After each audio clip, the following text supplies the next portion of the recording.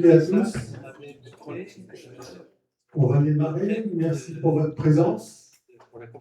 Je tiens à remercier dans un premier temps l'accueil que nous réserve l'École centrale de Nantes. Monsieur Jean-Baptiste Avrillier, excusez-moi, directeur de l'établissement, va se présenter tout à l'heure, présenter sa structure. Et puis, je tiens à remercier également nos intervenantes et intervenants, donc le docteur Loussoir, Madame Alanic et Monsieur Rigouin, qui se présenteront individuellement aussi au moment où ils vont intervenir. Ce sera beaucoup plus simple. Voilà. Je vous laisse la parole. Merci. Bonsoir à tous, merci beaucoup d'être là et bienvenue à l'École centrale de Nantes, que certains connaissent bien, mais je vais vous représenter en quelques mots. Donc, grande école d'ingénieurs du groupe des écoles centrales, solidement installée dans le top 10 des grandes écoles d'ingénieurs en France, où on n'est pas si nombreux à être en dehors de Paris, donc on incarne ça aussi, avec une école qui s'est beaucoup développée ces dernières années, pour ceux qui l'ont connue, avec aujourd'hui 2300 étudiants, 500 personnels, et surtout un rayonnement national, international très fort, puisque notre école a la particularité d'accueillir aujourd'hui entre 30 et 40% d'étudiants internationaux, donc beaucoup de partenaires et beaucoup d'étudiants qui viennent étudier à Centrale, et puis nos étudiants aussi partent beaucoup en mobilité internationale. Et puis une recherche qui s'est beaucoup développée, notamment en partenariat avec les entreprises, puisqu'aujourd'hui, sur un peu plus de 50 millions d'euros de budget, on a entre 20 et 25 millions d'euros de contrats de recherche, ce qui est phénoménal pour une école de cette taille. Donc beaucoup de thématiques de recherche qui sont justement au croisement entre les travaux académiques et les besoins et réalités des entreprises pour l'innovation et pour la compétitivité, qui sont des thématiques majeures, comme vous le savez, dans la configuration internationale actuelle.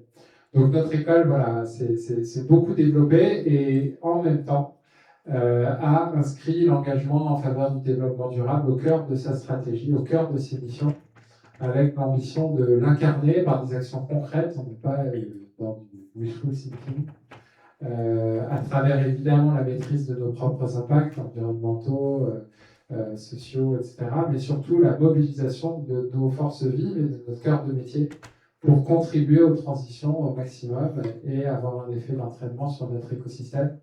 Ça veut dire développer nos activités de recherche en lien avec les thématiques du développement durable, l'intégrer de plus en plus fortement dans la formation de nos jeunes étudiants qui ont besoin d'être le mieux armés possible pour pouvoir agir dans leur vie professionnelle en faveur des transitions. Et puis le faire avec nos partenaires industriels, nos partenaires internationaux, pour apporter chacun une part de la solution et surtout avoir un effet d'entraînement le plus fort possible, puisque les transitions, ça ne se fait pas tout seul. Donc dans les thématiques clés sur lesquelles l'école est mobilisée, il y en a 4 aujourd'hui. Il y a les énergies renouvelables, il y a la décarbonation des mobilités, il y a tout ce qui touche aux procédés et matériaux durables pour l'industrie. Et le 4e, c'est précisément l'ingénierie pour la santé. Donc en lien direct avec la thématique d'aujourd'hui, qui est quelque chose qui prend de plus en plus d'ampleur dans les grandes écoles d'ingénieurs en général, mais à Centrale Nantes en particulier, avec des thématiques de recherche alors sur la data, sur l'IA, mais aussi sur l'imagerie médicale. Je pense que ça va être aussi abordé fortement aujourd'hui. Et de manière générale sur l'application des sciences de l'ingénieur, par exemple la robotique médicale, qui se fait aussi beaucoup avec de l'IA aujourd'hui, ou la modélisation numérique pour la médecine personnalisée, où on a notamment des très belles collaborations entre nos hydrodynamiciens et les cardiologues, par exemple, pour faire des simulations personnalisées de l'écoulement du sang dans le cœur pour la pose des dispositifs médicaux. Donc ça aussi, c'est des choses qui pourraient être fortement amplifiées avec des moyens numériques et d'IA sur lesquels on est en train de travailler. Et puis, nos ingénieurs, nos élèves s'y intéressent de plus en plus. Dans le cursus ingénieur à Centrale Nantes, il y a une spécialisation sur, on va dire, la bioinformatique, pour dire les choses simplement, et de plus en plus d'étudiants qui s'intéressent au monde médical pour en faire éventuellement leur carrière, comme certains l'ont fait avec brio. Donc, bravo à eux. Voilà, donc on sera particulièrement intéressé par la réflexion de ce soir. Merci à vous. Bonne conférence. Merci. Merci. Alors, les IESF, en présentation rapide, bon, beaucoup d'entre vous connaissent pour participer couramment à nos conférences. Au niveau national, c'est 1,3 million d'ingénieurs et de scientifiques qui sont représentés. Nous participons à l'enquête nationale et il y a une extraction régionale qui peut être réalisée à la demande. Au niveau national, il y a des comités sectoriels sur des sujets divers et variés. Nous avons aussi des publications avec newsletters, les conférences au niveau national qui sont organisées. Et puis surtout, depuis 2019, le certificat LAVELIS qui permet d'inscrire au répertoire des ingénieurs sortants et référencés. En Pays de la Loire, donc Pays de la Loire, le premier point, c'est rassembler et soutenir les ingénieurs et scientifiques. Ça, c'est un de nos objectifs. Nous avons l'adhésion de 10 alumni d'écoles plantées sur le territoire ou extérieur au territoire ligérien, répartis sur les 10 départements, les 5 départements, excusez-moi. Nous avons une action qui s'appelle, j'y viendrai tout à l'heure, le PMIS, promotion des métiers d'ingénieurs et scientifiques. Et puis nous participons avec des actions diverses et variées à la Journée nationale de l'ingénieur. Nous avons à ce jour 2 conventions de signées, une avec le rectorat de Nantes et une avec le campus des métiers d'excellence, auquel peut-être d'ailleurs Centrale doit adhérer, je crois, déjà, design et industrie du futur. PMIS. Donc, le PMIS, comme je l'ai dit tout à l'heure, promotion des métiers d'ingénieur scientifique. Une des activités, c'est la présentation en collège et en lycée de cette activité d'ingénieur. Donc, nous avons 28 intervenants qui interviennent sur les 5 départements, hommes et femmes. Nous participons à différents forums. En 2025-26, l'année n'est pas tout à fait terminée. Nous sommes à 90 établissements visités, on va dire. Et puis, on a touché plus de 5600 jeunes par nos conférences, par nos interventions diverses et variées, incluant aussi les salons, on en parle tout à l'heure. Nous avons des filières métiers sur notre site. N'hésitez pas à aller le voir. De toute façon, je pense que le diaporama sera diffusé à l'ensemble des gens qui sont intervenus. Ah. Rencontre avec le grand public. Nous participons aux Fêtes de la Science d'octobre 2025, près de 200 visiteurs, uniquement sur la Baule cette année. Nous avions des soucis sur cette organisation sur Nantes. Et donc, ces 200 visiteurs ont eu lieu uniquement sur la Baule. Et puis, nous avons participé à 10 salons de type Sudirama et l'étudiant pour, pareil, présenter notre activité et ce qu'est un ingénieur et comment devenir un ingénieur ou un scientifique. Voilà. Alors après, l'autre activité majeure, c'est celle pour laquelle vous êtes là ce soir, c'est l'organisation de conférences. On en fait 2 par an, une au printemps, comme celle-ci, et puis une en automne, fin octobre, début novembre, tout dépend du calendaire. Voilà, vous avez un panel de tout ce qu'on a fait. La dernière concernait les transports lourds, c'est-à-dire l'électrification des poids lourds, des bus, des cars, etc. L'autre d'avant se passait à Onéris et c'était sur les algues, etc., etc. Donc en général, depuis là, cette année, eh bien, on va démarrer sur celle-ci. Donc on a fait appel à Madame Alanic de la société Athéna, elle se présentera tout à l'heure, le docteur Delphine Loussoirne, médecin pathologiste au CHU de Nantes, et un spécialiste du numérique, on va dire, au CHU, en la présence de M. Tom Bricon.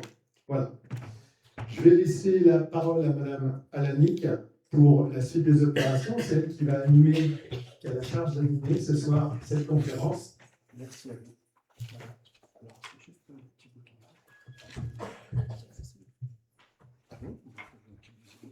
Vous faites quoi? Merci Monsieur Benoît et puis merci à tous de votre présence ici. Je suis ravie d'intervenir et de contribuer à cette conférence pour IESF Pays de la Loire. Donc, moi, je suis Marie Alanic, je suis ingénieure UTC, donc l'Université de Technologie de Compiègne. J'étais diplômée en 2012. Et ensuite, j'ai fait un doctorat avec Sorbonne Université, l'UTC, l'Université de Bordeaux. En 2020, j'ai créé Altena, une entreprise qui accompagne les projets d'IA dans la santé, le sujet qui nous intéresse ce soir. Comment va se dérouler la conférence? Je vais commencer par vous faire une introduction à l'intelligence artificielle et aux applications de l'intelligence artificielle en santé.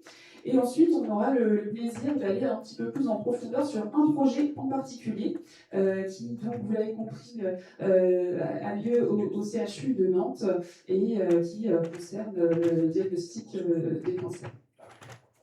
Donc, je vais commencer par vous faire cette introduction à l'intelligence artificielle et peut-être poser ce qu'on entend par ça. Peut-être que vous avez plus ou moins déjà des connaissances sur le sujet. Vous allez voir que l'intelligence artificielle, c'est un ensemble de techniques. Finalement, on veut faire un ensemble, on veut mettre énormément de choses sous un seul terme, mais vous allez voir que c'est un petit peu plus complexe que ça. Et surtout, ce qui est intéressant dans le rapport intelligence artificielle et santé, c'est que vous allez voir que historiquement, c'est quand même très lié. Là, ce que vous pouvez voir sur cette image, ce sont les applications de l'intelligence artificielle en santé. En tout cas, j'ai demandé à une intelligence artificielle générative de me représenter ces applications. Et voilà ce que j'ai obtenu. J'aurais pu aussi lui demander de me représenter la médecine du futur. Voici ce que j'ai pu également obtenir par une intelligence générative. Donc, on peut voir tout de suite que voilà, ça pose un certain nombre de questions. Est-ce que l'IA va remplacer le médecin? On pourra en discuter ce soir. Donc voilà, j'ai commencé par vous expliquer l'intelligence artificielle, de vous dire d'où ça vient et finalement pourquoi est-ce que cette représentation et pourquoi est-ce que on demande à l'intelligence artificielle de dire quel est le futur de l'IA en santé, finalement on représente un robot. En fait, l'humanité a toujours cherché à vouloir créer des êtres artificiels. En fait, on a des signes de ça dès l'Antiquité, dans la mythologie. Il y a cette volonté de l'homme de créer des êtres artificiels. Et c'était ça qui était à l'origine du développement de cette discipline qui est l'IA. C'était cette volonté de créer un être autonome, omniscient, qui aurait son existence propre en dehors de nous. C'est vraiment dans les années 50 que la discipline a été posée en tant que telle. Et la photo que vous pouvez voir là sur la présentation, c'est les chercheurs de l'époque, des mathématiciens, des informaticiens, aussi des personnes qui faisaient des sciences cognitives, qui se sont réunis pour essayer de jeter les premières bases de cette discipline. Donc là, c'est une photo de la conférence de Dartmouth College à Stanford en 1956, et on estime que c'est la date de début de l'IA en tant que discipline. Et à cette époque-là, pour essayer de faire notre intelligence artificielle, en fait, on s'est basé sur ce qu'on comprenait de l'intelligence humaine et en fait, ce qu'on comprenait du fonctionnement biologique du cerveau. C'était le courant dominant à l'époque pour essayer de créer une IA. Et donc, ils sont partis du fonctionnement du neurone biologique. Un neurone, on a un noyau qui va venir recevoir des informations, qui va traiter cette information et qui ensuite va la propager via un axone. Et cette information va pouvoir être dirigée vers d'autres neurones en cascade. Donc, ce qu'ils ont essayé de faire, c'est de venir modéliser de façon informatique ce neurone. Avec le même principe, en fait, on a des données d'entrée qui arrivent à une fonction mathématique d'agrégation, et puis ensuite, en fonction d'un seuil qui a été prédéfini, l'information elle va être propagée ou non. Et ça a été des bases théoriques qui ont été posées, mais remettez-vous à l'époque, dans les années 50, 60, début 70, l'informatique était quand même assez hallucinant et on n'avait pas du tout les ordinateurs, la puissance de calcul qu'on peut avoir aujourd'hui. Donc en fait, ça n'a pas fonctionné pour des raisons techniques. Et il y a eu ce qu'on appelle le premier hiver de l'IA, et à ce moment-là, les personnes ont essayé de changer l'approche et de se dire, les chercheurs, en fait, on est parti du côté biologique, maintenant on va essayer de partir d'une approche où on essaie d'expliciter les connaissances et de raisonner sur ces connaissances. Et ça a donné lieu création à une autre branche de l'IA qui s'appelle l'IA symbolique, et notamment avec les systèmes experts qui sont très connus. Et dès le début de ces systèmes experts, il y avait des tentatives d'application dans le domaine médical, en fait, de se dire, est-ce qu'on ne peut pas faire un système expert qui va venir poser des questions à un patient sur ses symptômes et ensuite lui proposer la posologie adaptée en fonction de ses réponses. Donc il y a certains modèles qui ont été développés, mais finalement ils n'ont jamais été utilisés dans un contexte clinique pour des raisons à la fois éthiques mais aussi de performance des modèles. Le gros tournant de l'IA, ça a vraiment été début des années 2000. Pourquoi ? Parce qu'on a eu à la fois une amélioration considérable des capacités de calcul de nos ordinateurs, et aussi parce que l'humanité s'est mise à produire énormément de données et à se les échanger via Internet. À cette époque-là, les applications dans le monde médical, ça va plutôt être la modélisation de réseaux biologiques, par exemple les interactions protéines-protéines. Et puis, dans les années 2010, on arrive à un retour en force de fameux neurones. Souvenez-vous, au tout début de l'IA, on essayait de modéliser les neurones, mais on n'arrivait pas à faire plus qu'un neurone ou quelques neurones. Mais en réalité, si on veut faire des calculs beaucoup plus puissants, il va nous falloir mettre nos neurones en réseau. Peut-être que vous avez déjà entendu ce terme de réseau de neurones profonds, qui est encore un ensemble de couches plus important. Et ça a permis de faire des progrès considérables, et notamment pour cette décennie-là en imagerie. Donc, il a commencé à avoir la reconnaissance faciale, la reconnaissance d'images, etc. Et donc, forcément, les applications dans le domaine médical, elles ont été en imagerie. Donc là, vous pouvez voir des exemples. Aujourd'hui, en imagerie, on utilise de façon assez massive l'intelligence artificielle, que ce soit pour détecter des fractures, détecter des tumeurs, ou étudier, par exemple, le fonctionnement du cerveau. Et puis, dernière grande étape dans le développement de l'intelligence artificielle, c'est l'arrivée de l'IA générative. Je vous ai montré en début de ma présentation une image que j'avais générée grâce à ce type d'application. Donc, comment j'ai fait ? J'ai ouvert une application, une interface, et puis j'ai donné une instruction, j'ai écrit une phrase. Je lui ai demandé, est-ce que tu pourrais me générer une image de tel type qui représente les applications de l'IA en santé. Et c'est ça la grosse rupture avec l'intelligence artificielle générative, c'est que finalement, cette IA devient accessible à n'importe qui, parce qu'on n'a pas besoin de savoir coder ou de savoir lancer un programme, on peut venir échanger directement avec le modèle. Alors l'IA générative, qu'est-ce que c'est ? En réalité, c'est des réseaux de neurones profonds, mais c'est des modèles assez massifs. Il faut bien comprendre que pourquoi est-ce qu'ils sont arrivés à ce moment-là de notre histoire, c'est parce qu'il y a des entreprises qui ont des moyens considérables pour pouvoir faire tourner des modèles d'IA sur énormément de quantités de données. C'est pour ça que ce sont les grosses géants de la tech ou des entreprises en Chine qui ont énormément de moyens pour pouvoir faire ça. Donc comment ça fonctionne ? Je vous l'ai dit, on rentre une commande textuelle, et puis ensuite le modèle, qui a des milliards de paramètres, va venir vous fournir une réponse. Et cette réponse, c'est simplement une réponse statistique de ce qui, des mots en fonction de ce que vous allez demander. Et si c'est une image, ça va être une réponse statistique de l'image en fonction de votre demande. Donc aujourd'hui, ça permet de générer du texte, générer des vidéos, des images, mais aussi, par exemple, de faire de la reconnaissance vocale et de pouvoir directement écrire des comptes rendus. Donc ça ouvre également énormément d'applications dans le domaine de la santé. Peut-être que vous êtes déjà allé au CHU ou en consultation, votre médecin va venir dicter directement le compte rendu. C'est de la reconnaissance vocale et c'est une IA qui ensuite va venir écrire le compte rendu. Vous l'avez compris, il y a plein de types d'IA possibles.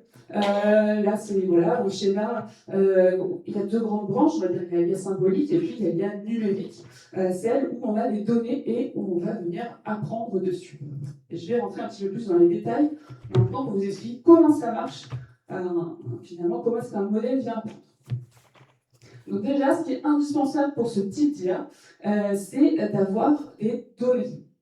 La matière première finalement de l'IA, ce sont les données. Sans ces données, pas d'IA numérique. Et puis ces données, en fait, on va venir les confronter à un algorithme qui peut être plus ou moins complexe, ça peut être des réseaux de neurones profonds avec des modèles très complexes, ou des algorithmes beaucoup plus simples.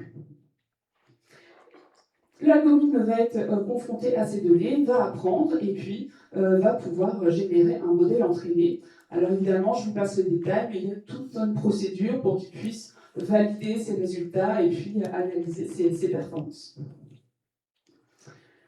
Et quand le modèle est prêt à être utilisé, c'est là qu'on peut venir le mettre en production et pouvoir... donc on a passé la phase de traitement et maintenant on peut venir l'utiliser simplement. Alors maintenant on va faire un petit exercice et de voir que finalement, je vous ai dit qu'il y avait énormément d'algorithmes différents et bien même pour un seul problème, on peut imaginer différentes approches avec des IA différentes. Donc là, l'exemple que je vous propose, c'est de venir créer une application pour venir détecter les mélanomes. Donc, pour savoir si un grain de beauté sur votre peau est cancéreux ou pas. On peut avoir une approche descriptive où on va venir donner décrire en fait, donner les différents critères de notre grain de beauté. Son diamètre, est-ce qu'il a du relief ou pas, sa couleur, est-ce qu'il a évolué dernièrement, etc., etc. Donc, on va avoir des données tabulaires avec ces informations-là de décrites.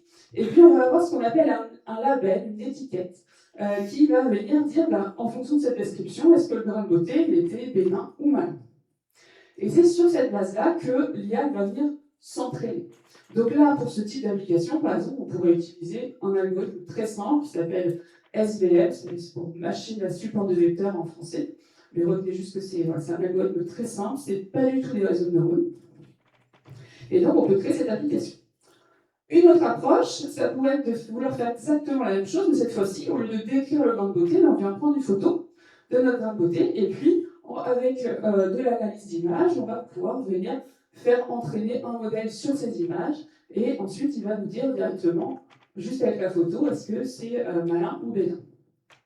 Encore une fois, il faudra une étiquette sur ces données, c'est-à-dire qu'il y aura des dermatologues qui seront venus dire si c'est bénin ou malin sur ce qu'on voit sur la photo. Donc là, il faut tout un tas de préparation des données, et puis après, il faut des modèles très conséquents, et là, c'est les réseaux de neurones pour pouvoir faire ce type d'application. Donc vous voyez, même problématique, même problème à résoudre, et on peut même déjà utiliser différentes IA, qui n'ont pas les mêmes caractéristiques. Et dans les deux cas, par exemple, le premier sur une IA très simple avec des données descriptives, l'avantage justement c'est que c'est très peu gourmand en ressources. On pourrait faire tourner ce type d'application très facilement sur un ordinateur classique. Par contre, il y a peut-être quelques défauts dans le sens où il faut savoir pouvoir décrire très précisément le grain de beauté, donc ça demande peut-être un petit peu de connaissances pour ne pas se tromper sur la couleur ou sur le relief, etc. Alors de l'autre côté, on n'a pas besoin de connaissances précises. Finalement, je prends une application, je prends mon téléphone, je prends une photo de mon grain de beauté et j'ai tout de suite la réponse sans être expert. Mais par contre, là, ça va être beaucoup plus gourmand en ressources. Et puis, il y a aussi potentiellement des biais qui peuvent arriver sur ce type de données. Donc ça, c'est aussi un aspect très important en IA. Par exemple, si on a des photos de grains de beauté, mais il y a aussi la couleur de la peau derrière qui est prise en compte. Et si dans notre jeu de données, on n'avait que des peaux blanches, pas forcément. Si demain, on veut utiliser cette application sur quelqu'un qui a une peau noire, par exemple, les performances ne seront pas aussi belles. Donc maintenant, je vais parler de l'application actuelle de l'IA en santé. J'espère que mon introduction sur ce que c'était l'IA était claire. Aujourd'hui, il faut comprendre que ces applications de l'IA touchent vraiment toutes les composantes du système de santé. À la fois très très en amont sur des axes de recherche, mais même aussi sur les études cliniques. Aujourd'hui, il y a des IA qui aident à venir sélectionner les molécules candidates pour des essais cliniques, ou qui viennent prédire les résultats d'un essai clinique, ou essayer d'optimiser l'inclusion des participants, ou la sélection des sites d'essai. Et puis après, on utilise aussi l'IA en contexte de soins, que ce soit sur les structures hospitalières, en médecine de ville, ou aussi quand le patient il est chez lui avec des dispositifs connectés, de santé, etc. finalement, on va avoir l'IA qui peut potentiellement intervenir tout au long du parcours du soin. Moi, j'aime bien présenter généralement qu'il y a 4 grands aspects de ces applications. D'abord, il y a le diagnostic médical, qui est finalement l'application première, si on remonte dans l'histoire de l'usage de l'IA dans la santé, c'était au niveau du diagnostic. Donc, venir déterminer si une personne est malade ou non en fonction de ses symptômes, en fonction de ces différents types de données. Ça peut être sur un seul type de données, par exemple l'imagerie, j'avais déjà donné l'exemple tout à l'heure, mais aujourd'hui on le fait sur tout type de données, sur les données biologiques. Par exemple, vous allez au laboratoire et puis on peut venir détecter les tendances sur l'évolution de vos constantes biologiques. Ça peut être en histologie, on va voir ça tout à l'heure. Ça peut être sur les données génétiques, mais aussi sur de l'analyse, tout simplement, de compte rendu hospitalier pour essayer de détecter, par exemple, des maladies, de prédire des choses. Justement, un autre gros aspect, ça va être la médecine prédictive. Finalement, la médecine prédictive, c'est de dire, est-ce qu'on peut essayer d'imaginer comment est-ce qu'une future maladie va se développer ? Il y a certaines maladies où c'est particulièrement important parce que, en fonction des caractéristiques du patient, si on arrive à déterminer avant le développement de la maladie ce qu'il va être, peut-être qu'on peut améliorer la prise en charge. On va aussi utiliser l'IA pour essayer d'adapter les prescriptions, la posologie, mais aussi les parcours thérapeutiques. Et puis on peut aussi utiliser, une fois que le patient est rentré chez lui, la médecine prédictive pour essayer de prédire les risques de rechute sur un événement, par exemple un événement cardiovasculaire ou de rechute sur un cancer, par exemple. On peut aussi se servir de l'IA pour essayer d'évaluer au niveau de la chirurgie les risques pré- ou post-opératoires. Et ensuite, il y a aussi un gros volet qui n'est pas sur finalement le soin lui-même, l'acte médical, mais qui est au niveau de l'organisation de tout ça. Et ça peut commencer très en amont, dès la régulation des urgences. Par exemple, au CHU de Nantes, ils utilisent l'IA pour aider à réguler les urgences. Ça peut être aussi pour accompagner directement les équipes d'intervention et leur permettre d'être plus performants quand ils doivent prendre en charge quelqu'un dans le véhicule d'intervention. Après, ça peut être pendant l'acte de chirurgie, mais ça peut être aussi sur des choses un petit peu plus, on va dire, terre à terre en termes de fonction support. Finalement, comment est-ce qu'on gère les plannings des soignants, comment est-ce qu'on gère les ressources en médicaments, en consommables, etc. Ça peut être aussi sur de l'administratif. Par exemple, aider, on l'a vu, à générer les comptes rendus, à faire gagner du temps finalement aux professionnels de santé pour qu'ils passent plus de temps avec les patients et moins de temps à faire les comptes rendus. Et puis enfin, le dernier volet, ça va être tout ce qui va être e-santé et objets connectés. Par exemple, des jazzons conversationnels pour donner des informations aux patients. En fait, ils sont rentrés chez eux et puis ils ont encore des questions. Le soignant n'est peut-être pas disponible immédiatement. On peut avoir des agents conversationnels qui vont avoir des informations vérifiées de santé et donc le patient peut échanger avec. Je regarde là. Donc voilà pour un petit panorama des applications. Donc je n'ai pas le temps de rentrer plus en détail, mais on va rentrer un peu plus en détail sur une application. Maintenant, j'aimerais vous parler un petit peu plus des enjeux liés à l'IA en santé, et notamment un des enjeux majeurs, c'est les données. Je vous ai déjà parlé de ces fameuses données, donc quand on est sur l'IA numérique, les données, c'est la matière première, et il se trouve qu'en santé, les données, c'est une matière première rare. Effectivement, elle est rare et surtout elle est coûteuse à acquérir. Il faut que on déploie peut-être du matériel, peut-être des professionnels de santé, et puis il faut que les patients également soient disponibles.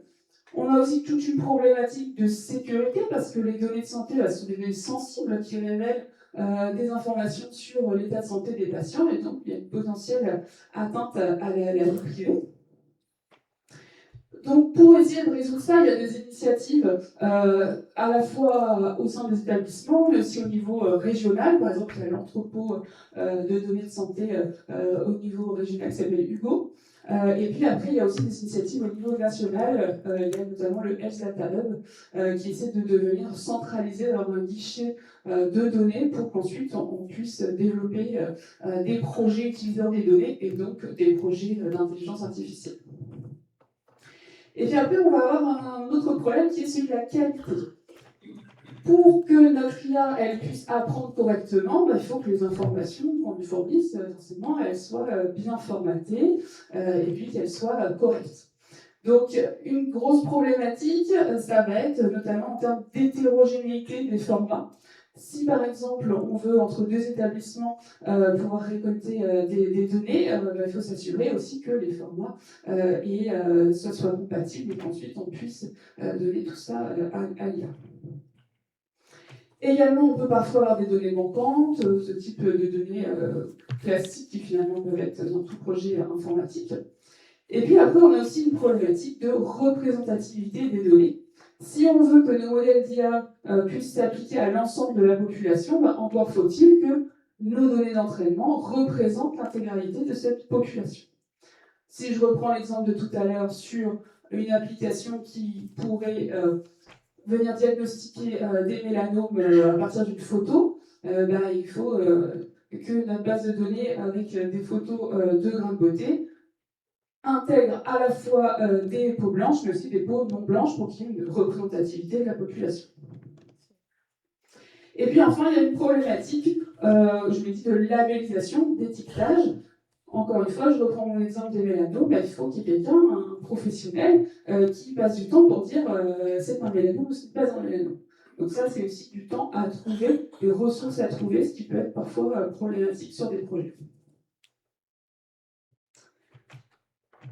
Je vous ai parlé des biais, et je voudrais rentrer un petit peu plus dans le détail par rapport à ça. Je trouve qu'un des meilleurs exemples quand on parle d'IA, souvent l'image, c'est ce qui est le plus parlant. Et en plus, finalement, des modèles qui utilisent des données massives, les premiers, c'était des modèles d'image. Et donc, il y a un jeu de données très célèbre qui s'appelle ImageNet, sur lequel la plupart des modèles d'IA aujourd'hui qui utilisent de l'image sont plus ou moins basés. C'est-à-dire qu'on est parti de ce modèle et après on les a améliorés. Et ce modèle de données, il a été constitué à Stanford, parce qu'à l'époque, cette époque-là, c'était là où il y avait la pointe de développement de recherche en analyse d'image. Et donc, ils ont essayé de constituer une base de données, donc ils ont récupéré plein d'images, et ensuite il fallait les labelliser, les étiqueter, donc dire ce qu'il y avait sur ces images. Donc pour ça, ils ont utilisé des étudiants de Stanford en informatique qui sont venus à la main dire là, il y a une voiture, elle est verte, là, il y a un avion, là, il y a une personne, etc. Et donc venir décrire ce qu'il y avait sur l'image pour qu'ensuite l'algorithme puisse analyser et comprendre ce qu'il y avait sur les images. Et donc, on s'est rendu compte, et ça a été étudié, etc., c'est pour ça que je vous en parle, que finalement, il y avait deux problématiques là-dessus. Il y avait les biais conscients et les biais inconscients. C'est-à-dire que dans les étudiants de Stanford, à cette époque, c'était des hommes blancs, bien sûr, forcément, dans une partie, il y en a certains qui étaient racistes. Donc, il y a eu certains étiquetages qui étaient problématiques de ce point de vue-là.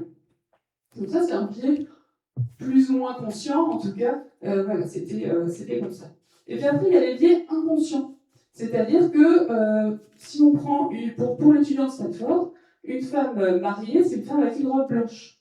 C'est normal, c'est ce qui se fait aux États-Unis. C'est ce qui se fait aussi pour nous, finalement, on pourrait dire, on pense la même chose. Mais en fait, c'est pas du tout le cas dans le monde entier. Il y a plein de pays où les femmes mariées ne sont pas en robe blanche. Et donc, par exemple, s'il y avait une femme indienne en robe de mariée, l'étudiant de Stanford n'avait aucune idée que c'était une femme en robe de mariée. Pour cet étudiant, c'était juste une femme de la vie traditionnelle. Donc vous voyez, là, c'est un biais inconscient où finalement on vient rater de l'information, mais derrière, ça va venir impacter la réponse du modèle. Donc depuis, on s'est rendu compte de ça, et on essaye évidemment de le faire. Ça, c'est le genre de problématique sur les images, mais en fait, ça fonctionne sur toutes les données. Donc là, je vous ai mis un exemple par rapport aux femmes, parce que c'est finalement les problématiques qui ont été les plus étudiées. Mais pour vous montrer que c'est vraiment sur tout type de données, un exemple le plus parlant, c'est Amazon qui avait fait un algorithme pour analyser leur série de recrutement, pour analyser de façon automatique. Et en fait, ils se sont rendus compte que cet algorithme il excluait systématiquement les femmes. Ce n'était pas du tout leur intention, mais c'est ce qui s'était produit parce que la plupart des CV qui avaient été fournis et qui, finalement, les personnes qui étaient en poste, ben, c'était des hommes. Donc l'algorithme en avait déduit que les femmes, c'était pas un centre d'intérêt. Donc vous voyez, il y a plein d'exemples comme ça. Ça marche pour les femmes, ça marche pour plein d'autres villes. Et donc, en santé, ben, c'est pas exclu, on a aussi ce genre de problématique. Donc, c'est important quand on va venir faire de l'IA, d'être conscient de ça. Il faut se dire qu'il faut essayer de réduire ces biais, mais finalement, c'est pas forcément toujours possible. Ce qui est surtout intéressant, c'est de connaître les limites de l'IA et de savoir quel périmètre elle recouvre. Je vous ai dit que les données de santé, c'est des données sensibles, donc il y a vraiment une problématique par rapport à la sécurité des données. À la fois quand on développe le modèle, et ensuite pendant l'usage. Et je ne vais pas m'étendre plus là-dessus. Et enfin, il y a aussi une problématique liée à l'évaluation des performances de nos modèles d'IA. Je vous ai dit qu'il y avait plein de types d'IA possibles. Il y a certains types pour lesquels c'est très facile de savoir si l'IA elle a raison ou elle se trompe. Par exemple, dans notre cas d'évaluation des mélanomes, c'est très simple de savoir si finalement c'est un mélanome ou pas. On peut avoir demandé à un dermatologue de confirmer. Mais il y a d'autres cas où c'est pas possible. Si on reprend notre IA générative, si par exemple on reprend l'image que j'avais générée, que je vous ai montrée en tout début de présentation, j'ai fait une demande de me représenter les applications de l'IA en santé. J'ai eu un résultat. Maintenant, est-ce que ce résultat il est bien ou pas bien? En fait, sur quels critères? Donc, vous voyez, l'évaluation des performances, c'est pas toujours simple. Et je finis en répondant à ma petite problématique de départ, puisque voilà, qu'est-ce qu'on peut imaginer pour le futur de l'IA en santé? Alors forcément, depuis qu'il y a l'IA générative et qu'on peut poser plein de questions, par exemple à ChatGPT, il y a des personnes qui pensent que peut-être ça va remplacer demain le médecin. Il y a même des personnes qui sont allées jusqu'à faire passer le concours de l'école de médecine américain à ChatGPT, et c'est un QCM. Il faut avoir plus de 50% de bonnes réponses, et ChatGPT, effectivement, a eu plus de 50% de bonnes réponses. Maintenant, est-ce qu'un QCM fait de nous un médecin? Je pense que le docteur Lusson pourra répondre à ça. En tout cas, je laisse ce juge, évidemment non. Par contre, ce qui est intéressant, c'est qu'aujourd'hui, avec le recul qu'on a, ça fait déjà plus de 20 ans, de 15 ans, pardon, qu'on utilise des IA en santé, notamment en radiologie. Et il y a des études qui ont été faites pour essayer de comprendre quelles étaient les performances réelles de l'usage de ces IA.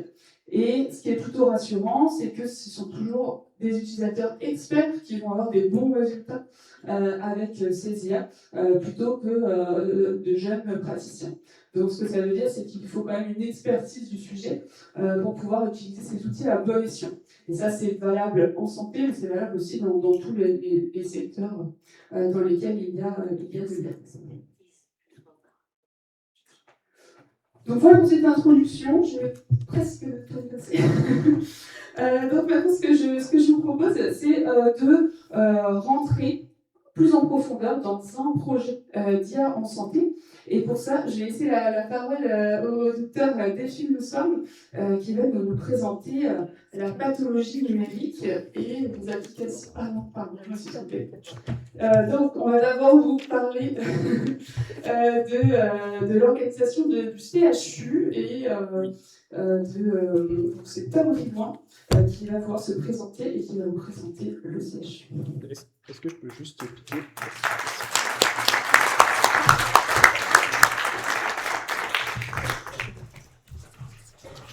Ouais, super. Hop. Merci beaucoup. Tom Rigaud, moi du coup je suis ingénieur centralien à la base. J'étais ici, je suis sorti en 2018 de Centrale Nantes avec une formation plutôt mécanique industrielle, procédé de fabrication. Du coup, je me suis retrouvé à faire du numérique en santé, chercher la logique. Mais j'ai donc la responsabilité de vous présenter le CHU de Nantes en environ 5 minutes. On accepte le défi, c'est parti. Donc déjà, avant de rentrer dans la spécificité de Nantes, qu'est-ce que c'est un centre hospitalier universitaire? C'est un établissement public qui a 3 missions. Alors évidemment, on est là pour soigner les gens, à la fois les gens du territoire de proximité, et en même temps, on est là pour être une référence sur certaines spécialités et pour pouvoir être un recours pour des établissements ou des cas très spécifiques sur des spécialités, des pathologies extrêmement pointues. Par exemple, à Nantes, on est le centre de référence du Grand Ouest sur les grands brûlés. C'est-à-dire que si vous avez des personnes qui sont grands brûlés à Brest, à Bordeaux, à Rennes, c'est vers chez nous qu'ils sont envoyés. Donc il y a un partage comme ça des spécialités entre les établissements, parce qu'on ne peut pas être ultra spécialiste de tout en même temps. Donc il y a une coordination qui se fait entre les établissements. Au-delà du soin, on est aussi là pour enseigner, donc on forme des gens, on forme des médecins, des paramédicaux, des rééducateurs, et on a aussi une mission très forte sur la recherche et l'innovation. Donc on est là pour conduire des essais cliniques, définir des nouvelles façons de soigner les gens. Voilà. Ça, c'est des missions qui sont communes à tous les CHU de France. Et donc le CHU de Nantes, en chiffres rapidement. Quand on parle du CHU, on a tout de suite en tête l'Hôtel-Dieu, là, qui est dans le centre-ville, le gros machin en béton. Des sites du CHU, au total, il y en a 9. Donc c'est un établissement qui est multi-site.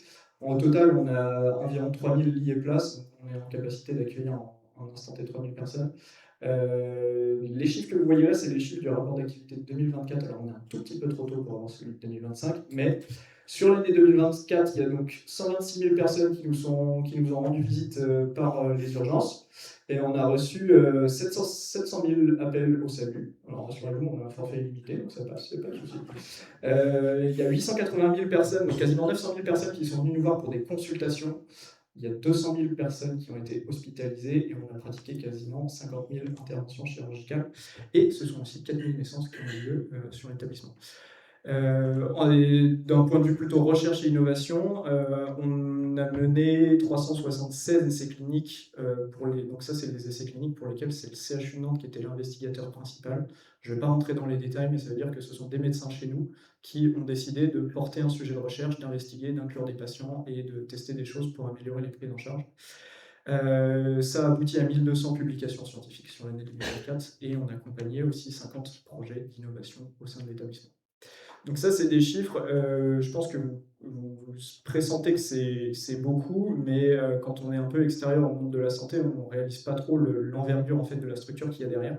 Donc juste après, je vous ai mis des chiffres qui sont un peu plus comparables avec des structures comme on peut en connaître dans le privé. Donc en termes de ressources humaines, on a près de 14 000 personnes qui sont employées par le CHU, 7 000 paramédicaux, 1 300 médecins seniors, à quoi s'ajoutent 2 000 médecins juniors, internes, etc. 1600 personnels techniques, 1 millier de personnel administratif, etc. Donc on est 14 000 personnes, il y a des multinationales qui sont plus petites que ça, il faut quand même avoir ça en tête, et nous on est tous sur un site, sur 9 sites, on est tous dans une ville, on est tous à Nantes. Et en termes de ressources financières, ce qui se rapproche le plus de ce qu'on peut connaître dans le privé, c'est nos recettes d'exploitation, donc c'est ce qui correspond à un chiffre d'affaires. Sur l'année 2024, on a engagé 1 230 millions d'euros. Pour 1 150 millions d'euros de dépensés. Donc voilà. En termes d'envergure, ça vous donne un peu l'échelle de la structure qu'il y a dans le centre-ville. Et c'est un établissement qui, évidemment, ça je vous apprends rien, qui est en cours de transformation majeure.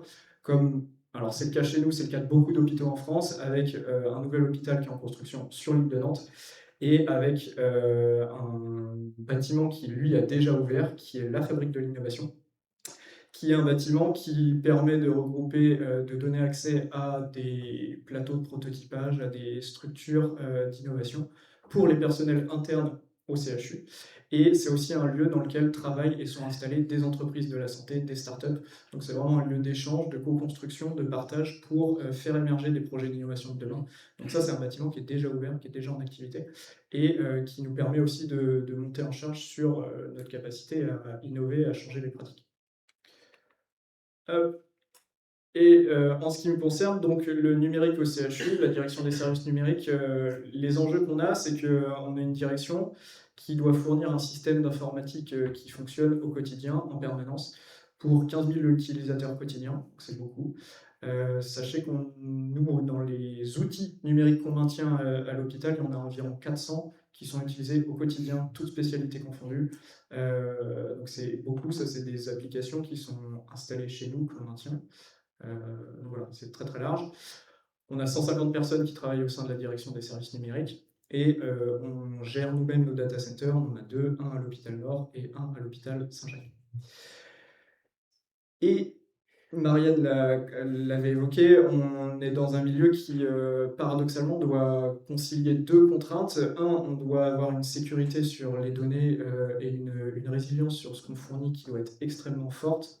Et en même temps, on a besoin de partager ces informations-là avec la médecine de ville, avec les autres hôpitaux, avec le groupement hospitalier du Loire-Atlantique. Donc il y a un besoin de partage et de connexion qui aussi amène certains enjeux qui sont parfois un peu contradictoires avec la sécurité. Donc le challenge, c'est de réussir à concilier les deux. C'est pour ça que des fois, les projets gagnent rapidement en complexité. Et alors ça, c'est pas fait pour être lisible, mais c'est juste pour vous donner une idée. Chaque point, c'est un applicatif qu'on utilise au CHU. Chaque trait, c'est une interconnexion. Pour chaque trait, ça veut dire qu'il y a un envoi, un partage de données entre une application et une autre. Tout ça pour dire, vous amenez très rapidement sur l'idée que quand on va rajouter un nouvel outil, ou qu'on va en enlever un ancien, c'est pas juste on débranche, on arrête ce truc-là et ça n'a aucun impact ailleurs. Il y a tout de suite une complexité très grande à prendre en compte parce que des outils numériques, on en a partout. On en a pour le soin, dans l'imagerie, les labos, les blocs opératoires, etc., l'anesthésie, je vous ai mis une petite liste. Et à chaque fois, au bloc, ils ont 4 applicatifs différents. Dans les soins, ils en ont 4 ou 5. Voilà. C'est pas un par spécialité. En plus, ils ont tendance à vouloir tous un peu l'outil parfait qui est que pour leur spécialité, ce qui se comprend très bien, mais ça rajoute tout de suite un peu en complexité. Voilà, je crois que c'est à peu près tout pour le CHU et le numérique en très grand truc. Et maintenant, je laisse la parole du coup à Delphine pour entendre le plus.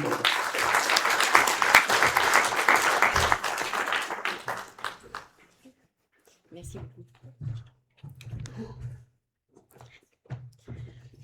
Bonsoir à tous. Donc merci aux organisateurs, Marianne, en fait, de m'avoir invitée pour vous parler de pathologie numérique et d'intelligence artificielle. Donc je suis ravie d'être avec vous ce soir. Donc je suis le docteur Delphine Oussoirne. Je suis médecin pathologiste. Alors est-ce que ça vous parle, un pathologiste ou pas? Après, je vais revenir dessus. Donc, je suis médecin pathologiste à l'Hôtel-Dieu, donc au CHU de Nantes. Je suis responsable du projet de pathologie numérique qui est territorial, qui regroupe à la fois le CHU de Nantes, l'hôpital de Saint-Nazaire et l'hôpital de La Roche-sur-Yon. Je m'occupe du développement de l'IA pour le service d'Annapad. Je suis également responsable médicale de la tumorothèque et des biocollections numériques. Voilà. Oh, pardon. C'était bien. Alors, donc, l'Annapad. Alors, moi, je parle maintenant de pathologie. À l'anglo-saxonne, le terme, j'emploie plus le terme d'anatomie pathologique, d'anatomo et cytologie pathologique. Voilà, donc on est des pathologistes, on a un service de pathologie. Donc, qu'est-ce que c'est qu'un pathologiste ?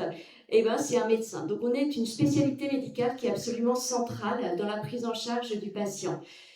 Alors, qu'est-ce qu'il fait concrètement? Vous avez un patient qui est prélevé, peu importe, poumon, sein, il y a un prélèvement tissulaire ou cellulaire qui est réalisé chez un patient. Le prélèvement est adressé dans le service de pathologie pour être techniqué, pour aboutir au final, donc je passe sur toutes les étapes techniques, à des petites lames de verre que vous voyez sur le schéma, qui comportent l'échantillon tissulaire. Le rôle du pathologiste, c'est de faire un compte-rendu qui précise le diagnostic de certitude de la maladie, qui précise également le pronostic de la maladie et qui donne des éléments prédictifs, c'est-à-dire des éléments qui permettent de dire au médecin clinicien mon patient va répondre à ce type de traitement ou il ne va pas répondre à ce type de traitement.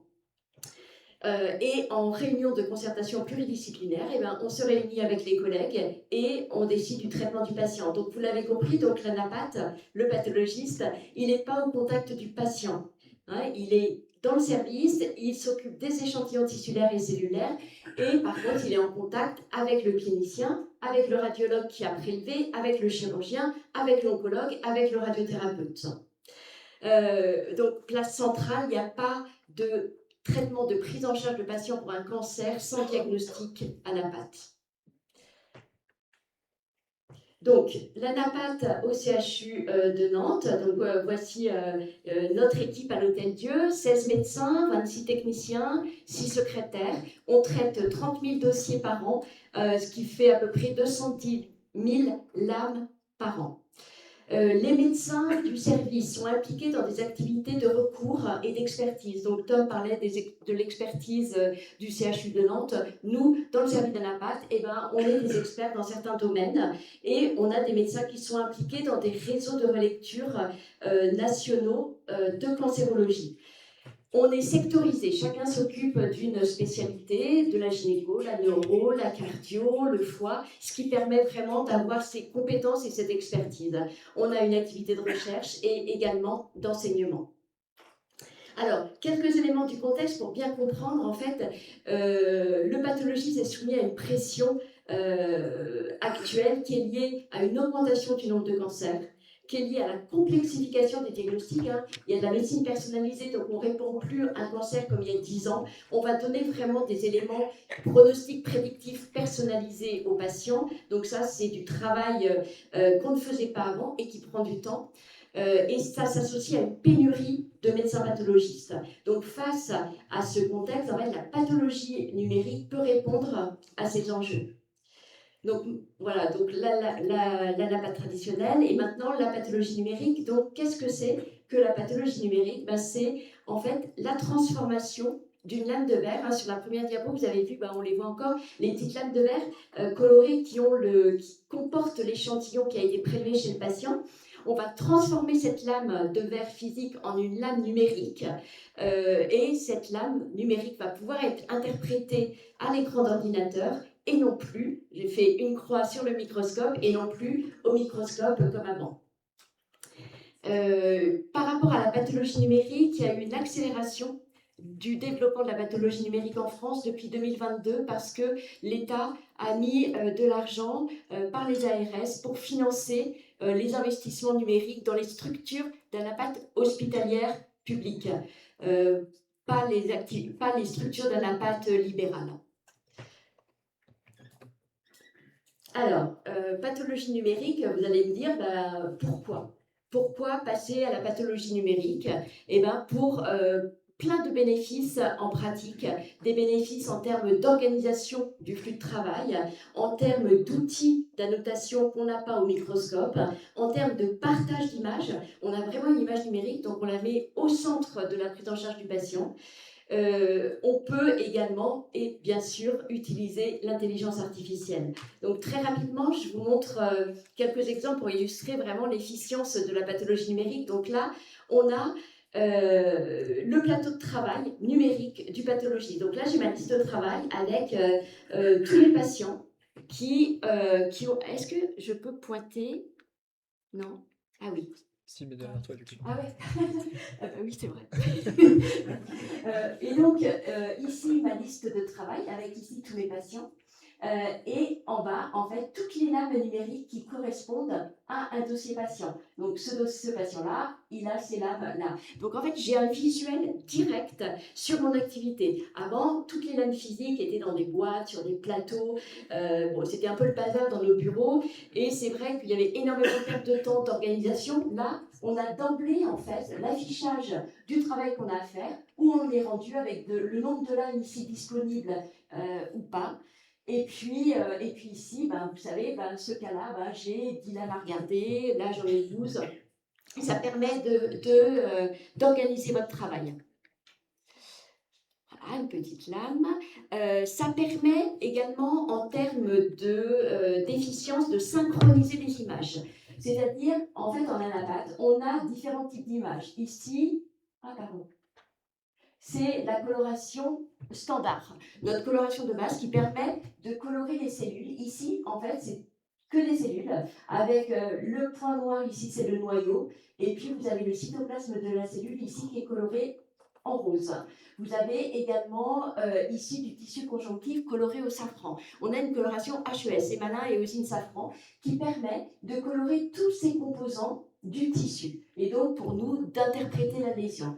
On a également des colorations complémentaires. Ici, une coloration au bleu qui permet de colorer le mucus, et ici, deux lames d'immunomarquage qui sont des techniques d'immunohistochimie qui sont des réactions antigènes-anticorps et qui permettent d'aller marquer en marron lorsque l'antigène cible est présent sur la lame.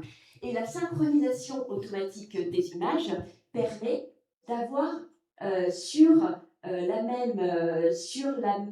au même endroit, en fait, les mêmes zones de la tumeur que vous pouvez interpréter. Outils d'analyse d'image également, on peut mesurer précisément et de façon très rapide des distances. Une taille de foyer tumoral par exemple, une mesure de berge d'exérèse. Lorsque le chirurgien enlève un cancer sur une pièce, par exemple d'hépatectomie de foie, on doit préciser s'il a enlevé toute la tumeur. Et donc préciser si si le cancer est loin de la berge d'exérèse. Donc ici, vous avez ici ancré en noir la berge d'exérèse. Donc c'est la limite de ma pièce sur laquelle j'ai appliqué de l'encre de Chine pour me repérer. Ici, c'est du tissu hépatique normal. Et ici, vous voyez quelque chose de complètement différent ici, bleu. Ici, vous avez la tumeur. Et donc, vous mesurez automatiquement la distance entre la tumeur et la berge d'exérèse. Et vous avez des mesures vraiment extrêmement précises à donner aux cliniciens. Avant, la pathologie numérique, on prenait des marqueurs, on marquait sur nos lames de verre physique et on prenait une règle pour mesurer. Donc c'est voilà. Donc là, on gagne vraiment en précision pour vraiment quelquefois ça se joue à 1 mm près, hein, les berges d'exérèse. Outils d'analyse, on peut quantifier des biomarqueurs. Bon, le Ki67, peu importe, c'est un marqueur de prolifération. Plus il est élevé, plus la tumeur est agressive. Et donc, vous avez un logiciel qui est inclus dans notre système d'analyse d'image et qui permet de compter les noyaux. Ici, vous voyez, alors, en bleu, c'est les noyaux des cellules. Voilà. Et en marron, ici, c'est le marquage positif qu'il faut compter. Là, j'ai sélectionné ma zone et automatiquement, le logiciel, hop, hop, hop, hop, plus en vert, il a repéré bien les noyaux marqués. Là, il a fait une erreur. Là également aussi, parce qu'il y a un noyau marron. Et tous les noyaux bleus sont en rouge. Et il affiche le pourcentage de cellules marquées. Évidemment, contrôle du pathologiste, hein, tous ces outils d'analyse d'IA doivent être vérifiés par le pathologiste et validés. Partage des images, bon, ça c'est mes collègues rennais, c'est pas les Nantais.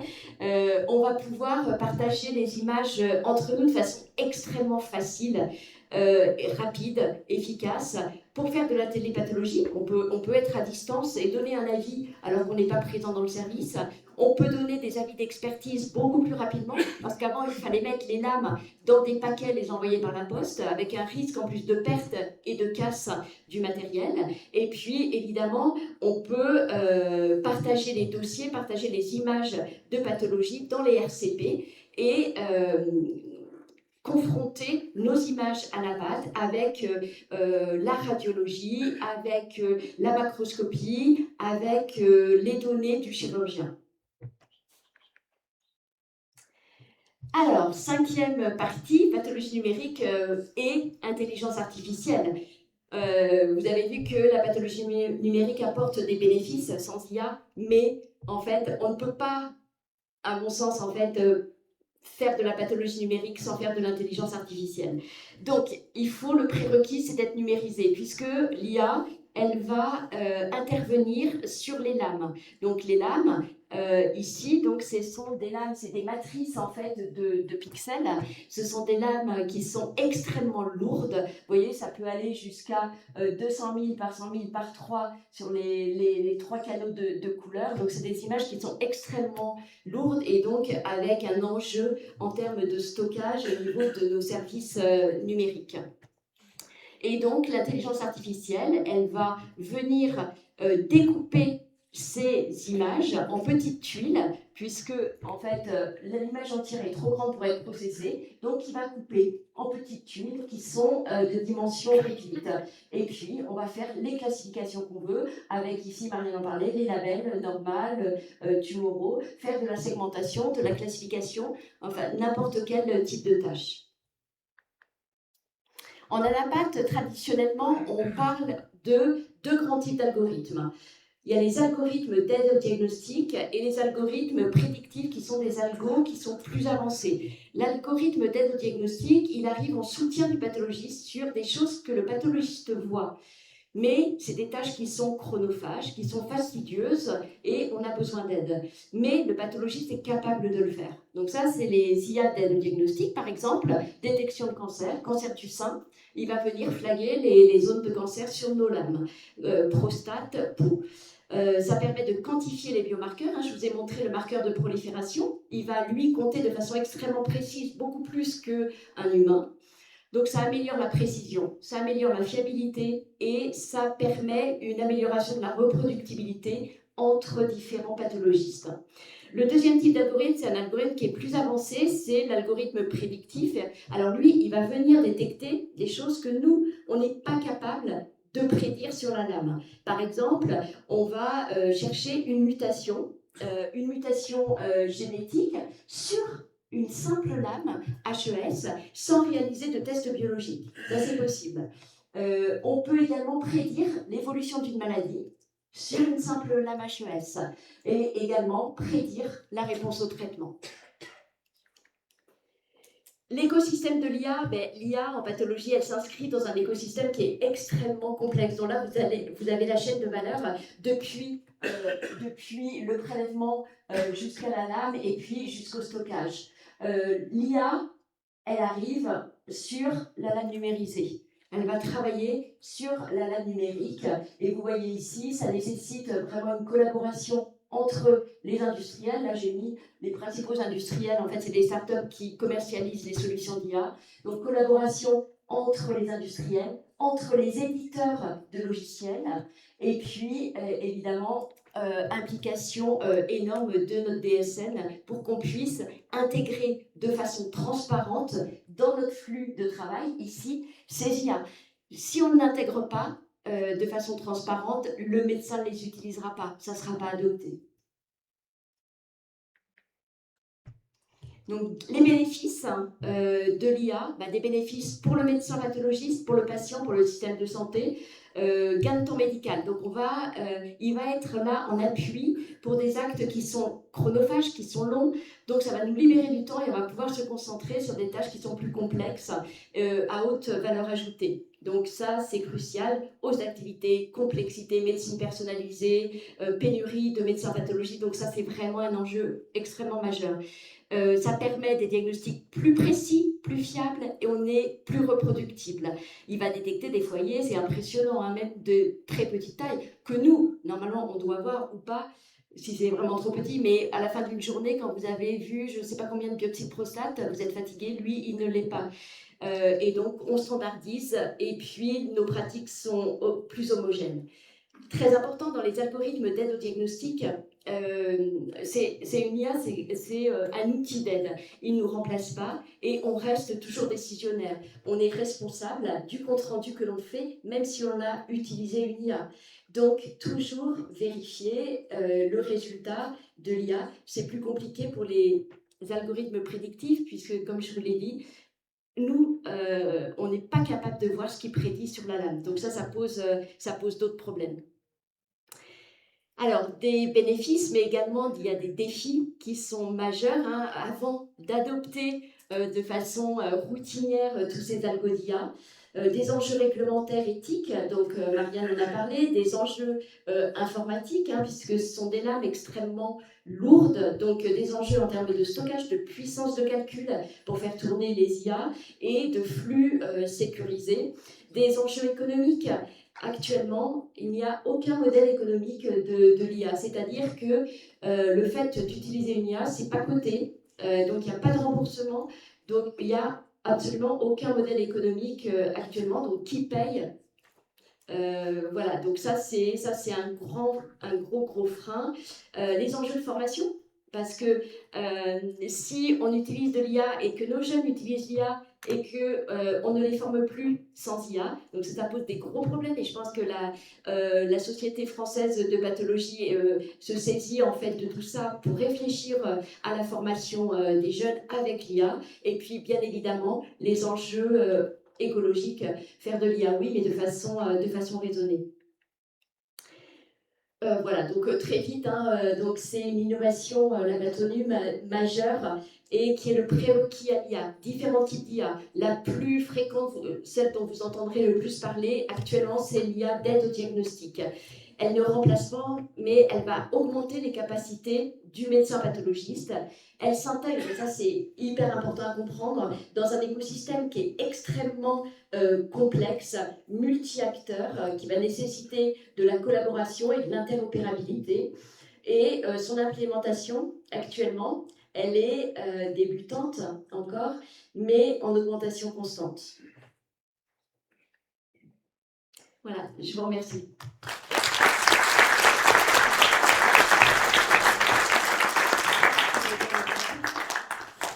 Merci Delphine. Donc maintenant, ce qu'on va vous proposer, c'est un échange entre Delphine et Tom.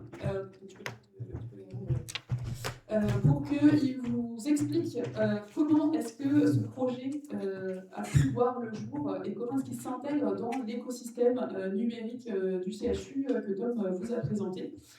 Donc peut-être qu'on peut commencer par vous demander comment ça se passe. Voilà. Delphine, tu portes ce projet. Comment ça s'est passé le jour où on est venu mettre en place? Quelles sont les étapes? Alors, pardon. Donc actuellement, le service de pathologie est numérisé. On est en pathologie numérique en routine depuis septembre 2025. Donc ça a été fait après un travail très long sur plusieurs années, hein, le temps de changer nos habitudes et d'intégrer cette nouvelle façon de travailler. Donc on vient de passer en production et de façon parallèle, et c'est ce qui fait vraiment la particularité du CHU de Nantes, du service d'Anapat du CHU de Nantes, c'est que dès le départ, on a développé l'intelligence artificielle. On a un médecin qui est data scientist, qui est pathologiste et data scientist, le docteur Raphaël Bourgade, et qui développe des IA. Donc, on n'a pas attendu d'être numérisé pour commencer à déjà penser IA. Donc ça, c'est pour ça que, même si on est passé en septembre en 2025, on intègre, là on est mars 2026, on intègre là la première solution d'IA, qui est une solution d'IA de détection de cancer de prostate. Donc c'est vraiment une intégration rapide après la mise en production, parce que habituellement, de façon assez habituelle, les centres hospitaliers préfèrent passer au numérique, s'habituer à cette nouvelle façon de travailler, et puis après penser à l'IA. Nous, on avait pensé vraiment l'IA avant. Avec également, on a développé des solutions d'IA maison, et donc c'est en mars, donc assez vite au final, qu'on a commencé, qu'on intègre en fait une solution d'IA de détection de cancer de prostate. Et alors, je sais pas si on m'écoute. Et donc comment concrètement est-ce que en interaction avec Tom, vous avez voulu faire la numérisation, vous avez voulu faire l'IA, et comment est-ce que ça se passe? Est-ce que vous avez claqué des doigts et puis ça y est, c'était fait, ou finalement, il y avait quand même quelques étapes? Non, il y a eu des étapes forcément. Déjà, il y a eu un premier travail qui a été effectivement de mettre en place l'anapathologie numérique. Derrière, il faut trouver aussi le partenaire industriel qui est capable de fournir une solution d'IA qui va être performante, qui va s'intégrer à l'écosystème qu'on a. Il va falloir qu'on regarde si tout simplement tous les prérequis qu'ils demandent, est-ce qu'on est capable de les fournir? Est-ce qu'ils ont déjà travaillé avec un écosystème comme le nôtre? Donc ça, c'est beaucoup de préparation en amont. Il y a un gros volet aussi qu'on a évoqué, c'est le financement, parce que c'est des solutions, alors des solutions numériques de base, c'est coûteux. Maintenant qu'il y a de l'intelligence artificielle, les devis, ils ont pris quelques chiffres encore. C'est pas négligeable d'acheter une solution numérique d'IA. Donc ça, c'est un travail qui s'est fait en interne CHU parce qu'on a la chance d'être bien coordonné et d'avoir une vraie structuration de l'innovation au sens large avec la direction de la recherche et de l'innovation qui est capable d'aller sonder les solutions, d'aller apporter des financements et une équipe côté service numérique qui est dédiée à l'intégration de ces solutions-là dans notre écosystème. On ne fait que ça, on ne s'occupe pas des dossiers de soins, on ne s'occupe pas du réseau informatique, on ne s'occupe pas de la téléphonie. Dans notre équipe, on ne fait que mettre en place des nouvelles solutions innovantes au sein de l'établissement parce qu'il y a des besoins dans les services. Et ça nous occupe toute l'année et on est 5 à plein temps à être occupés que là-dessus. Donc voilà, on a la chance aussi d'avoir des moyens et des ressources et des gens qui sont compétents pour intégrer ces outils-là. Et d'essayer en amont, effectivement, un peu avec l'habitude de détecter tous les points qui vont être bloquants et d'échanger énormément avec l'entreprise pour faire des tests, mettre en place la solution sur un environnement de test avec des faux cas, voir si tout fonctionne, si on a des bons résultats scientifiques, techniques, et ensuite envisager de passer à la version réelle qui soigne vraiment des patients.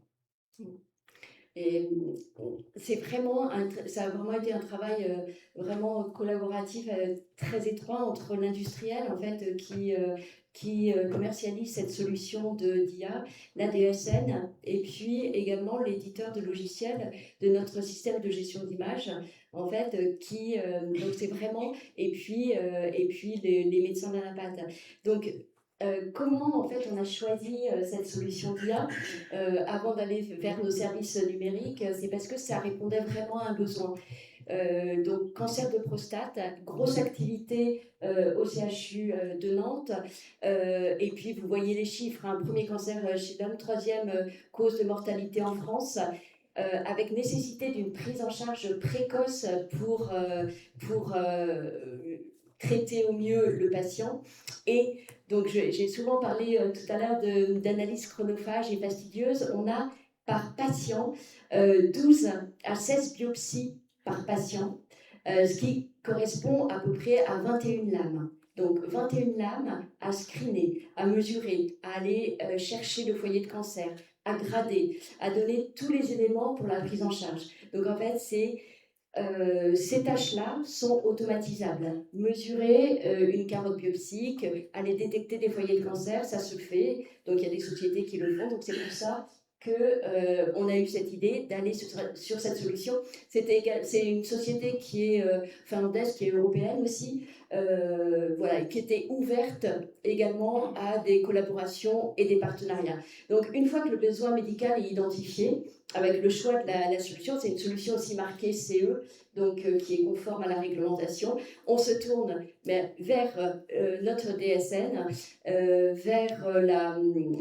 vers l'éditeur de logiciels, et puis on rentre dans la phase projet d'intégration en fait de la solution d'IA. Alors, donc tu as parlé du choix de l'outil, donc finalement vous êtes parti d'un besoin, vous, en interne, vous avez choisi la solution, et ensuite vous êtes allé voir la DSN pour l'intégration. Tu disais tout à l'heure que ce genre d'IA, c'est pas financé, parce que finalement, la façon dont les structures de santé sont financées aujourd'hui, c'est à l'acte. Donc finalement, c'est quelque chose que vous proposez, un service que vous proposez en plus. Comment est-ce que ça a été financé et quelle est peut-être la pérennité de ce type d'action? Je vais te laisser répondre, Tom. Alors, le financement de l'innovation, alors c'est bien, c'est un sujet sur lequel je travaille activement en ce moment. Alors, il y a d'abord eu ce qu'on appelait des financements d'amorçage. Donc, il y avait une somme qui était sanctuarisée par le CHU de Nantes en disant cette année, on prend tous les projets d'innovation qui sont portés par des médecins, des soignants chez nous, on les regarde et ceux qui sont les plus prometteurs parce que ça va soigner le plus de monde, parce que ça va être le plus efficient, parce que ça va transformer le plus nos pratiques, on va consacrer une somme pour financer ces projets-là. Donc c'est ce qui a été fait pour votre projet. Donc il y a eu un vrai fonds qui permet d'acquérir la solution pendant une certaine durée. Après, tout le challenge derrière, c'est de prouver que cette solution-là, effectivement, elle apporte quelque chose. Alors médicalement, je pense qu'on n'aura aucun doute et ce sera sûr. Maintenant, il faut aussi se remettre dans le contexte financier global de la santé en France. On ne peut pas cramer du cash non plus à longueur de journée. On a des contraintes financières, on a des contraintes sur les établissements. Donc, il faut qu'on arrive à montrer que soigner via ces outils-là, bah, ça nous permet in fine d'éviter des décès prématurés, ça nous permet d'améliorer la longévité des personnes et qu'on n'est pas en train simplement d'équiper d'outils qui sont très beaux, mais qui n'ont pas de réel impact. On a vraiment besoin de montrer que ça va permettre de soigner plus de personnes. Donc on disait, les établissements, ils sont soignés à l'acte. Plus on soigne de personnes, plus on est payé. Donc il y a aussi ça comme challenge, c'est de dire, bah, en fait, on est capable de soigner plus vite, plus efficacement, donc on peut soigner plus de personnes et on peut être rémunéré à juste titre.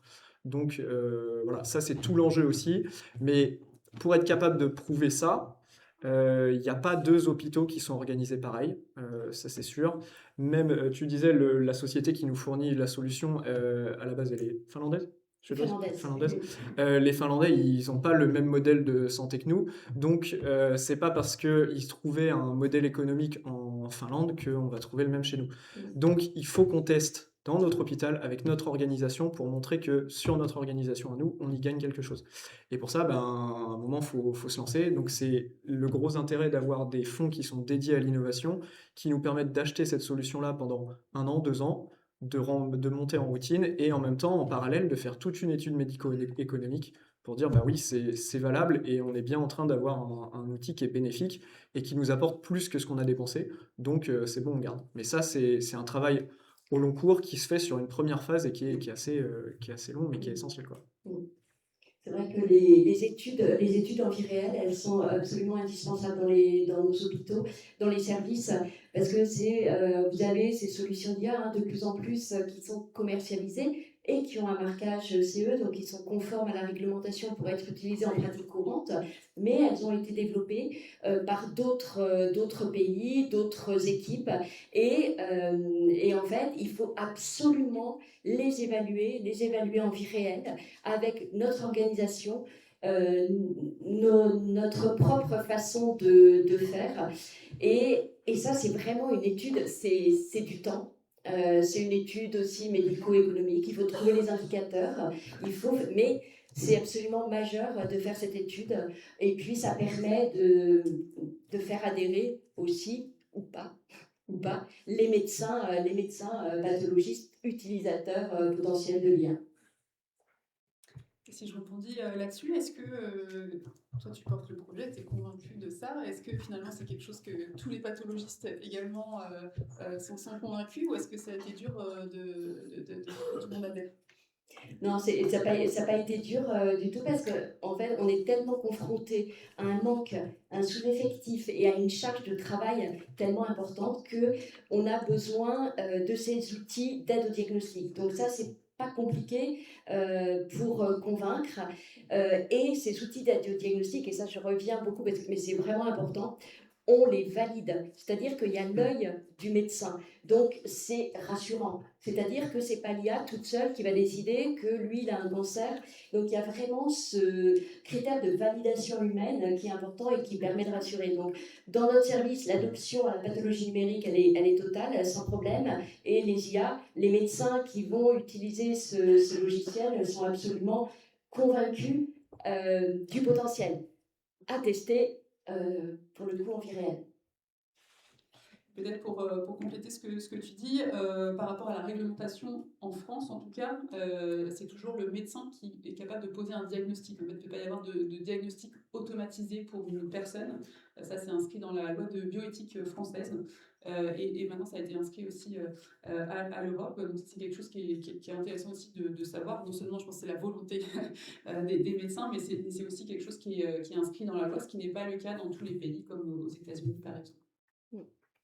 Et le médecin doit également informer le patient de l'utilisation de l'IA, ce qui pose problème pour nous à NAPAT puisqu'on n'a pas le patient. Donc ça, c'est encore des choses qu'il faut qu'on mette en place, mais c'est le clinicien qui va expliquer que le service de pathologie peut utiliser une solution d'IA et évidemment le patient a le droit de refuser. Oui, tout à fait. J'aimerais revenir sur l'évaluation. Donc, tu parlais beaucoup de l'évaluation médico-économique, et ça, c'est vrai que souvent, c'est quelque chose qui est assez méconnu du public. Et si on vient déjà un petit peu encore en amont, quand vous avez choisi la solution, est-ce que tu peux nous expliquer pourquoi vous avez choisi ce fournisseur-là, peut-être plutôt qu'un autre? Pour quels critères est-ce que c'était? Sachant peut-être pour remettre dans le contexte, donc quand le marquage CE, donc pour un dispositif médical, c'est pour avoir le droit d'utiliser ce dispositif dans un contexte médical. Donc, ça veut dire qu'une IA qu'on veut utiliser dans un contexte médical, il faut obtenir ce marquage CE. Et dans les faits, ce marquage, c'est surtout de ne pas porter atteinte. Ce que ça doit prouver, c'est que ça ne porte pas atteinte à la personne qui va être soignée. Mais après, de montrer que ça va vraiment être efficace pour ce qu'on veut faire, c'est encore une autre étape derrière. Donc, peut-être tu peux nous préciser. Oui. Donc, effectivement, là, vous voyez sur cette diapo, c'est pas exhaustif, hein, il y a d'autres IA, mais c'est les principales sociétés industrielles qui développent et qui commercialisent des outils d'IA en pathologie. Donc il y a des boîtes qui sont françaises, il y a notre boîte française Prima, et c'est la seule française, Okin est franco-américaine, et puis les autres sont des sociétés, européennes. Donc le choix, il y en a pas non plus, si vous voulez, le cancer de prostate, vous allez regarder qui propose un outil parce que ça répond à votre besoin, c'est la prostate, donc vous allez regarder quelle est la société qui propose cet outil. Ensuite, vous regardez si c'est européen ou pas, et puis marquez CE bien évidemment. Et vous allez en fait interroger les sociétés. Souvent ça se fait au cours de congrès, on rencontre tous ces industriels et on va leur demander de nous expliquer les performances de leur outil d'IA, comment ils l'ont formaté, c'est-à-dire comment ils l'ont entraîné. Tu parlais des biais sur des données d'entraînement, comment a été entraîné l'algorithme, comment il a été validé. Par qui, des publications. Donc en fait, on va prendre en compte tout ça. Et puis après, on va dire, ok, on travaille ensemble et on se tourne vers la direction de la recherche et de l'innovation pour contractualiser les choses. Et pour compléter, effectivement, ça rejoint bien aussi ce que tu disais, Marianne, au début. Pour entraîner une IA, il faut des données, et les données en santé, elles sont compliquées à obtenir. Et ce qui fait qu'aussi, avant d'entraîner une IA à la détection d'un cancer bien précis, c'est long, ça prend du temps. Donc tout simplement, en fait, des IA qui sont capables d'aller analyser des échantillons de prostate pour savoir s'il y a un cancer de la prostate, tout simplement, il n'y en a pas 50 en fait. Parce qu'il y en a qui vont faire la prostate, il y en a d'autres qui se sont lancés sur le foie, sur le rein, sur le sein, sur ce que vous voulez. Mais c'est tellement gourmand en termes d'efforts, de financement, de développer une IA qui détecte des cancers, qu'une IA qui détecte tout, ça n'existe pas. Donc chacun s'est spécialisé. Donc il y en a beaucoup qui existent, mais dès qu'ils vont analyser précisément le sujet sur lequel vous avez un besoin, déjà vous avez fait pas mal de tri en fait. Et c'est vrai que sur les IA des industriels, en fait, elles sont développées par rapport à un besoin, c'est-à-dire les industriels voient cette pathologie-là, il y a du volume. Donc voilà, on va développer un outil pour cette pathologie. Donc actuellement, le cancer du sein, le cancer de prostate, les mélanomes, certains cancers de la peau, autres que les mélanomes, mais si vous voulez en fait une IA pour vous aider dans le diagnostic du cancer du foie, par exemple, il n'y a pas. Donc, et c'est pour ça que je pense que il y a vraiment un champ de développement des IA maison, c'est-à-dire que vraiment les académiques, je pense qu'on a vraiment un rôle à jouer, et c'est ce qu'on fait nous à Nantes, c'est vraiment de développer académiquement ces algorithmes et les partager. Parce qu'autrement, les algorithmes industriels, eh ben, par exemple le cancer du sein, bah, nous on va se dire, bah non, nous ça ne nous intéresse pas parce qu'on n'a pas suffisamment de volume et d'activité au CHU pour que ce soit intéressant. Donc on va être limité dans les IA industriels. Donc là il y a vraiment un pan qui est vraiment très intéressant de développement d'IA par les académiques. Merci. Est-ce que vous vouliez rajouter, il y avait un sujet que vous n'aviez pas abordé et que vous souhaitez absolument aborder, sinon je vous propose de prendre des questions dans la salle. Je pense que c'est bon pour moi, ouais. Alors, est-ce qu'il y a des questions? N'hésitez pas.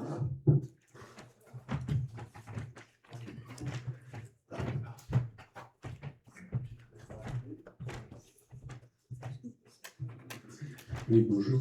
J'ai une première question assez bête.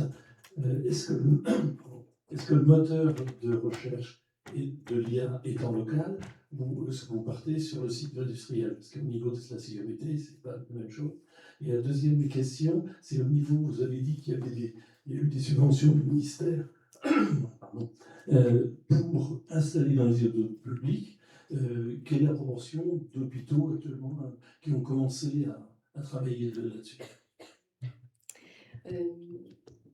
Tom, tu réponds pour le cloud. Ça marche. Alors, effectivement, l'architecture, nous, de cette solution-là, l'IA, elle n'est pas installée chez nous, elle est installée à l'extérieur. Maintenant, on a les données qui sortent de l'établissement sont des données 100% anonymes, c'est-à-dire qu'elles sont collectées au sein de l'établissement, elles sont traitées en interne pour enlever toutes les informations identifiantes, on les pseudonymise. Là, ça part chez un hébergeur, enfin chez le fournisseur de la solution qui analyse l'image, nous fournit un rapport, et ça revient chez nous, c'est réconcilié avec l'identité du patient en interne, et voilà, donc c'est là qu'on s'assure aussi qu'on réattribue bien le compte rendu à la bonne personne, parce que ce serait fâcheux.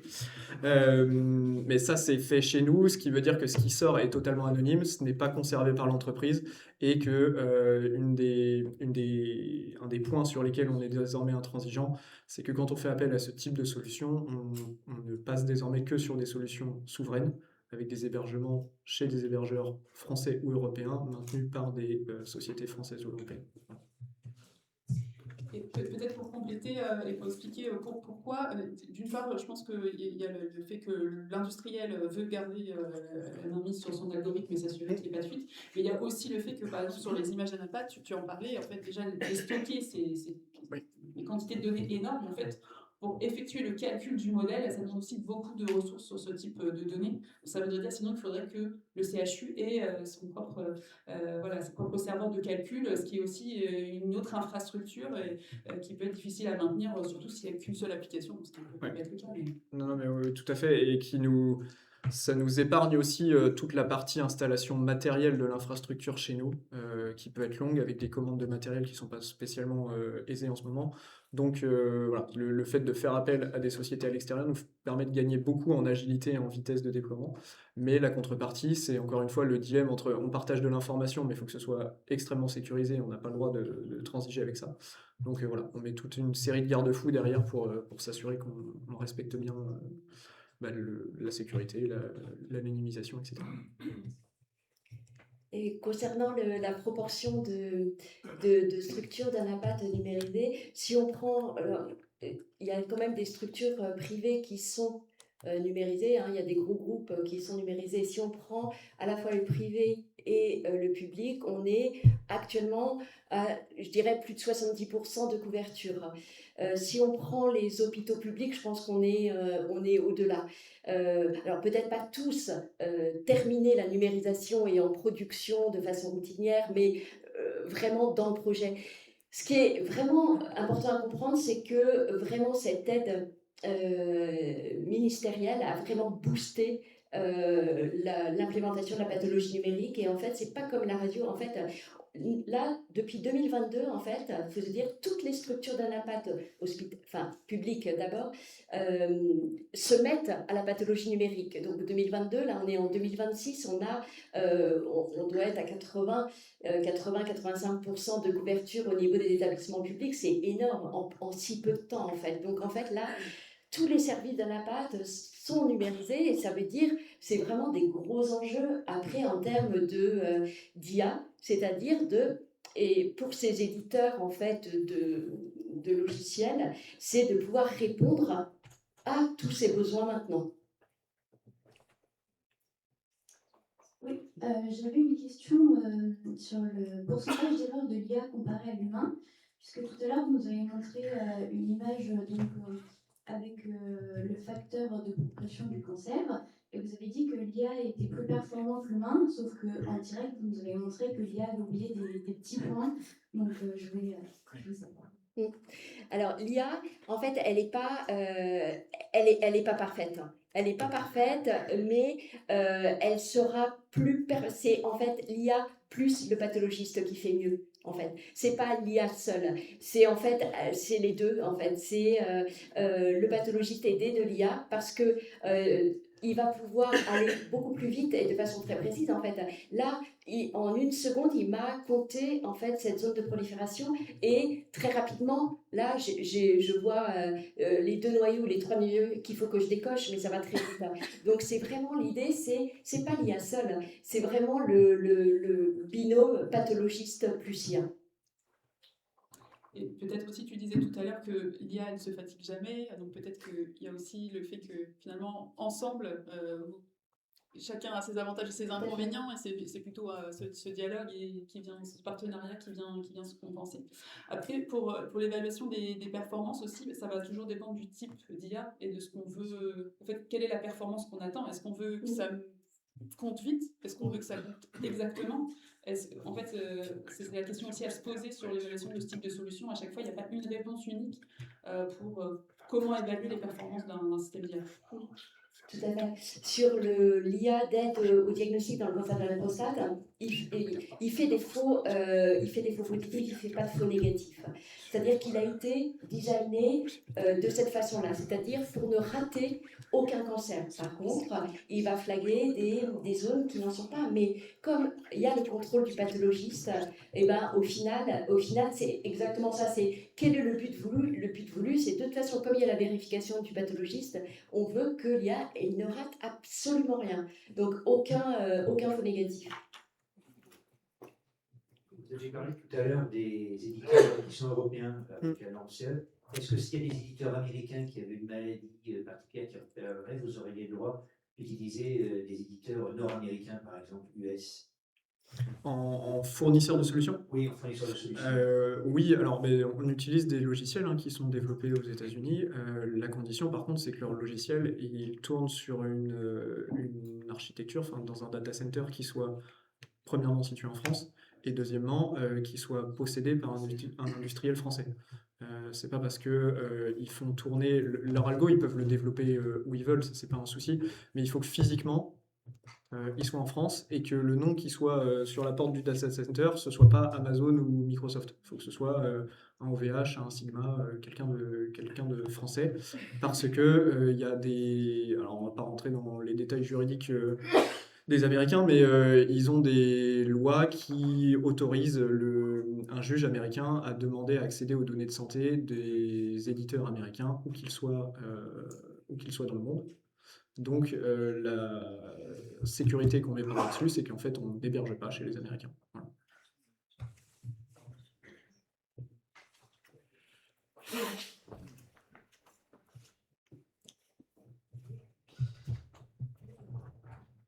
Oui, vous avez juste dit quelques mots sur l'IA prédictive.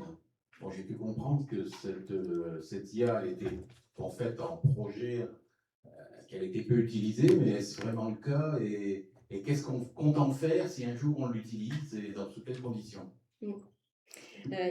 Les IA prédictives, c'est vraiment le type d'IA le plus avancé en fait et qui est le moins le moins implémenté en routine.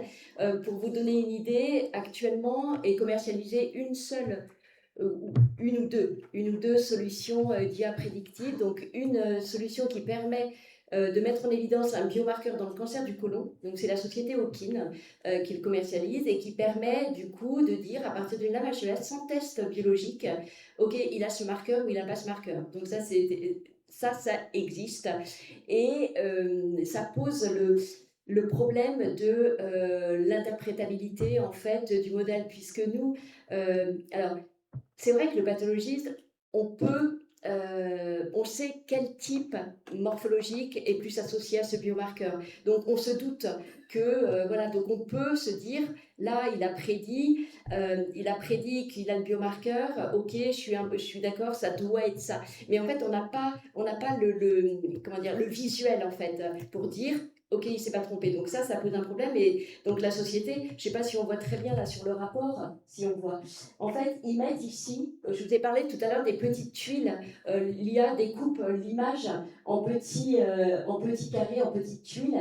Et du coup, dans le rapport là, fait par l'IA, ils mettent les tuiles représentatives sur lesquelles l'algorithme a fait la prédiction. Donc l'industriel nous dit, bah, écoutez, là vous avez l'explicabilité, vous avez le visuel, sauf que effectivement, mais c'est pas le visuel, c'est des toutes petites tuiles, on n'a pas l'architecture de notre tissu, donc ça pose vraiment un problème. De la même façon, dans le cancer du sein, il y a un marqueur BRCA aussi qu'on peut développer par IA.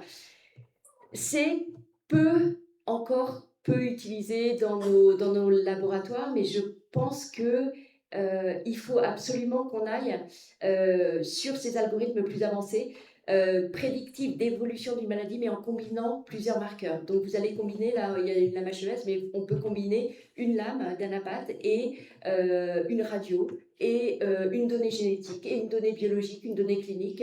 Et là, de façon multimodale, en fait, on pourra avoir en fait quelque chose de plus performant que d'aller sur quelque chose d'unimodal avec simplement en entrée la lame histologique. Donc moi, je suis persuadée qu'on va aller vers ça, vers prédire plus la réponse au traitement, mais en combinant différents types de paramètres et pas seulement l'anapathe seule. Mais ça signifie qu'aujourd'hui, ce n'est pas vraiment utilisé en opérationnel dans les hôpitaux français. C'est cette solution-là, Okin, de détection des microsatellites du biomarqueur dans le cancer colorectal, est utilisée dans certains hôpitaux. Nous, on est en discussion avec eux pour l'intégrer, donc c'est utilisé dans quelques hôpitaux. Peut-être pour compléter, dans le développement général de l'IA, en fait, le côté multimodal, c'est quelque chose qui est arrivé un petit peu après. Donc c'est pour ça que finalement, on a des choses plus matures sur des diagnostics, voilà, des choses avec une seule modalité. Mais sur plein de, voilà, en dehors même de la pathologie ou quoi, il y a vraiment énormément de projets en ce moment qui sont en train de se développer, qui intègrent cette multimodalité de données avec de l'imagerie, de la génétique, des données biologiques, des comptes rendus, etc. Ce qui permet après vraiment de faire de la médecine personnalisée et où on va prédire l'évolution de la maladie, le traitement, le bon traitement pour la bonne personne, etc. Je vois l'heure qui tourne, on va laisser la dernière question. Bon. Hein. Vous nous avez dit que vous travailliez ensemble avec différents CHU, donc le domaine public. L'IA, vous l'avez dit, elle va être partout, mais que ça coûte quand même un petit peu d'argent. Et la question que je voulais vous poser, quid, comme ça se passe dans beaucoup de domaines, de la coopération publique-privée?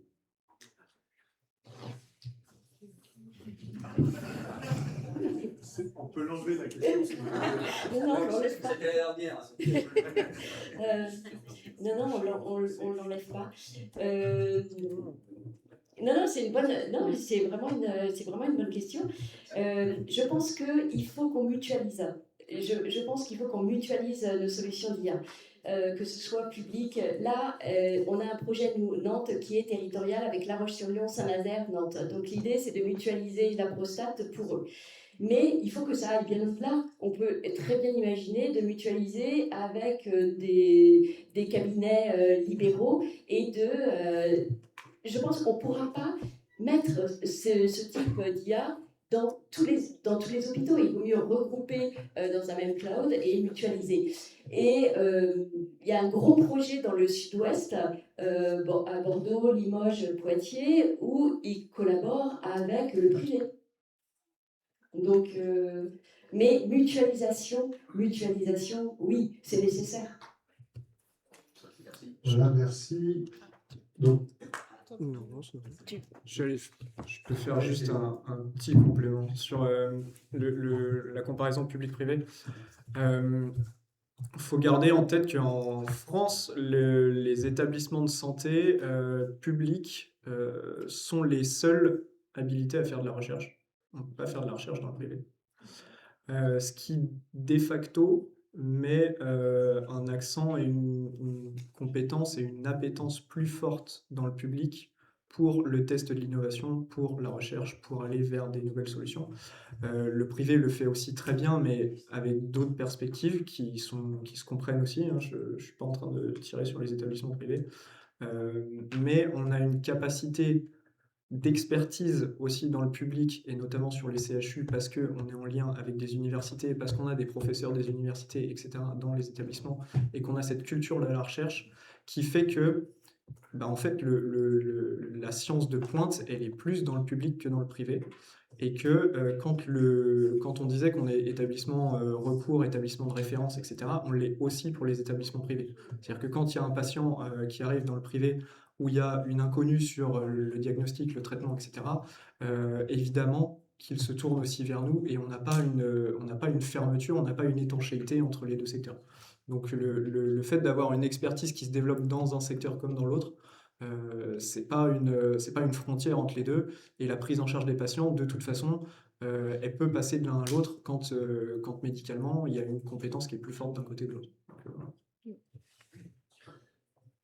L'intelligence artificielle, on l'utilise au quotidien, directement ou indirectement, dans nos voitures, lorsqu'on appelle notre banque, etc., etc.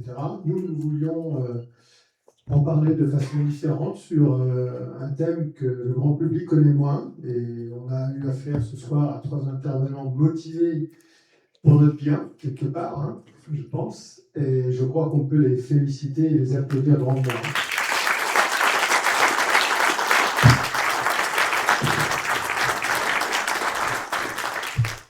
Je vais laisser là on est juste quelques instants, un point important que Madame Alanic et ces 2 intervenants voulaient nous communiquer.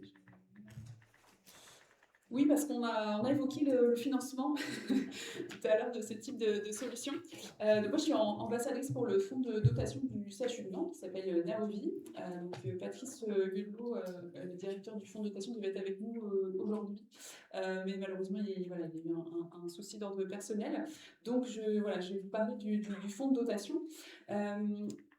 Ce fonds de dotation, c'est une structure qui a été créée en 2014, qui est un organisme à but non lucratif, agissant dans l'intérêt général, et son objectif, c'est d'accompagner les équipes du CHU pour financer des projets qui ne peuvent pas être financés par, on l'a dit, finalement, la cotation. Donc la façon dont les établissements sont rémunérés aujourd'hui, c'est à l'acte. Donc parfois, ça prend en compte justement le soin, mais pas forcément d'autres éléments. Donc c'est la vocation du fonds de dotation, c'est d'essayer de trouver via du mécénat privé des fonds pour financer certains types de projets. Donc, en quelques chiffres pour le fonds de dotation du CHU de Nantes, donc il a 11 ans d'existence, il y a plus de 1000 mécènes, 250 projets soutenus avec des tailles variables. En fait, les actions, elles sont à la fois envers les professionnels de santé qui agissent au quotidien, mais aussi envers les patients et les aidants. Pour vous donner un petit peu un chiffre sur le fonctionnement du fonds de dotation, parce que ça peut être parfois une question sur ce type d'organisme. Donc actuellement, il y a plus de 90% des fonds du fonds de dotation qui sont vraiment utilisés pour le financement des projets. Ils essaient vraiment d'avoir des frais de fonctionnement les plus bas possibles pour que tout le financement puisse aller au projet. Donc des exemples de projets qui ont pu déjà être financés, ça peut être améliorer l'accueil des patients, par exemple. Donc là, c'était aménager une salle pour accueillir les familles en oncologie pédiatrique, pour faciliter voilà, ces moments-là qui peuvent être difficiles. Ça peut être acquérir un exosquelette pour aider les professionnels de santé. Ça peut être également financer des programmes de recherche. Donc là, c'était par exemple un programme sur les malformations cardiaques chez le nourrisson. Ça peut être aussi de l'ordre du matériel, par exemple pour soutenir les équipes, installer des rails pour faciliter le transfert du matériel et que ça soit moins pénible pour les équipes. Aussi un autre projet sur les casques de réalité virtuelle. Donc là, c'était pour aider à réduire la douleur lors d'actes grâce à l'hypnose. Donc actuellement, il y a plein de projets qui sont en cours de financement. Et pourquoi j'en parle aujourd'hui? Parce qu'il y a également le projet porté par Delphine, qui en fait est en partie financé. Donc Tom me l'a dit tout à l'heure, voilà, il y a une partie du projet qui a été financée, il y a des enveloppes qui ont été débloquées. Finalement, il y a une volonté d'essayer de répondre à des appels à projets, etc., pour financer l'intégralité du projet, mais en fait, ça ne suffit pas. À la fois parce qu'il faut financer les machines de numérisation et sur les différents sites, parce que finalement, il y a le site, tu me dis si je me trompe, il y a le site du CHU, il y a aussi la Roche-sur-Yon, etc. Et puis également toute la partie logicielle. Donc voilà, actuellement, le fonds de dotation cherche des fonds pour ce projet. Donc si jamais le cœur vous en dit que ce projet vous a motivé, qu'on vous a convaincu de l'intérêt du projet, n'hésitez pas. Vous pouvez contribuer de plein de façons différentes, mais là, vu que vous n'avez pas le temps, si vous voulez faire un don qui est défiscalisable, comme tout don pour une action à but d'intérêt général, vous pouvez faire un don en ligne via ce QR code ou venir nous demander des informations. Merci de votre attention.